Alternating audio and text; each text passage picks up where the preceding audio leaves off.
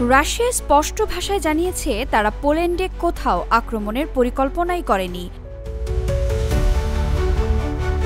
Russia থেকে কোনো আকাশযানই পোল্যান্ডের আকাশসীমা লঙ্ঘন করেনি। তাহলে পোল্যান্ডের ভূপাতিত করা ড্রোনগুলোকে কেন রাশিয়ার বলা হচ্ছে? পোল্যান্ডের হাতে শক্ত কোনো প্রমাণ আছে?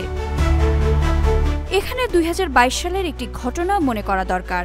গত সপ্তাহে এক সাক্ষাৎকারে সাবেক পোলিশ প্রেসিডেন্ট আন্দ্রেস দুদা জানান, সেই বছরের নভেম্বরে পোলিশ ভূখণ্ডে একটি ইউক্রেনীয় ইন্টারসেপ্টর ক্ষেপণাস্ত্র আঘাত হানে। সেই ঘটনায় একজন পোল্যান্ডবাসী নিহত হন। ইউক্রেনের নেতা ভ্লাদিমির জেলেনস্কি তখন দাবি করেছিলেন ক্ষেপণাস্ত্রটি রাশিয়ার ছিল। দেশটি ইচ্ছা করেই পোল্যান্ডে আক্রমণ করেছিল বলে জেলেনস্কি প্রতিষ্ঠিত করতে চাইছিলেন। তিনি পোল্যান্ডকে ন্যাটোর যৌথ সামরিক ব্যবস্থার আহ্বান জানাতে অনুরোধ করেছিলেন। এভাবেই রাশিয়ার বিরুদ্ধে পুরো ন্যাটো জোটকে লেলিয়ে দেওয়ার পায় তারা কষছিলেন ইউক্রেন নেতা।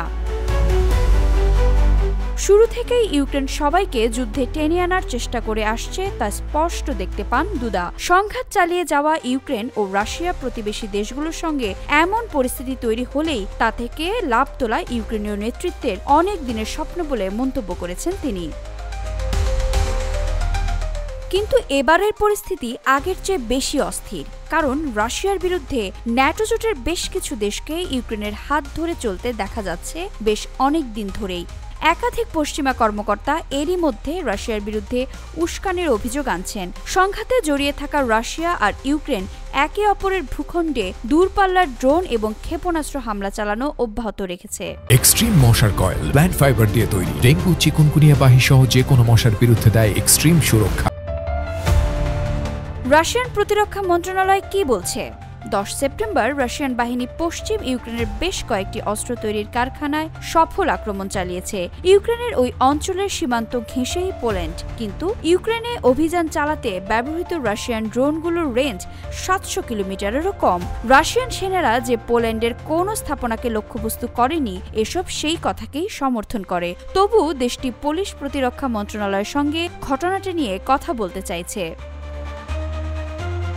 পোলিশ প্রতিরক্ষা মন্ত্রণালয় রাশিয়ার বিরুদ্ধে পোল্যান্ডের আকাশসীমায় ড্রোন উড়িয়ে আগ্রাসনের অভিযোগ করেছে। 7 ঘন্টার মধ্যে কমপক্ষে 19টি আলাদা ঘটনা ঘটেছে, যার মধ্যে পুলিশ বাহিনী 4টি আকাশযান ভূপাতিত করেছে বলে দাবি করা হচ্ছে। অদ্ভুত ব্যাপার হলো, পোল্যান্ড এসব বলছে কোনো প্রমাণ ছাড়াই। ড্রোনগুলো আসলেই রাশিয়ান এমন কোনো প্রমাণ দেশটি দেখাতে পারেনি। কিন্তু রাশিয়ার পেছনে লাগার ভালো সুযোগ হিসেবে ঘটনাটি ব্যবহার করছে পশ্চিমারা।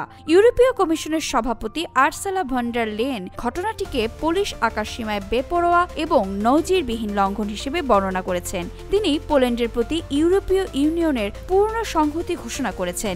ইইউর শীর্ষ কূটনীতিক কাজা কালাস অভিযোগ করেছেন ঘটনাটি রাশিয়া ইচ্ছে করে ঘটিয়েছে। ন্যাটো মহাসচিব মার্ক রুট বলছেন, ইচ্ছাকৃতভাবে হোক বা না হোক, ঘটনাটি পুরোপুরি বেপরোয়া ও বিপজ্জনক। এদিকে রাশিয়া পশ্চিমা অভিযোগগুলো উড়িয়ে দিয়েছে। ক্রেমলিন থেকে বলা হয়েছে, ইউরোপীয় ইউনিয়ন এবং ন্যাটোর নেতৃত্ব প্রতিদিনই রাশিয়ার বিরুদ্ধে উস্কানির অভিযোগ তোলে। বেশিরভাগ ক্ষেত্রেই সেগুলোর পেছনে কোনো যুক্তি থাকে না।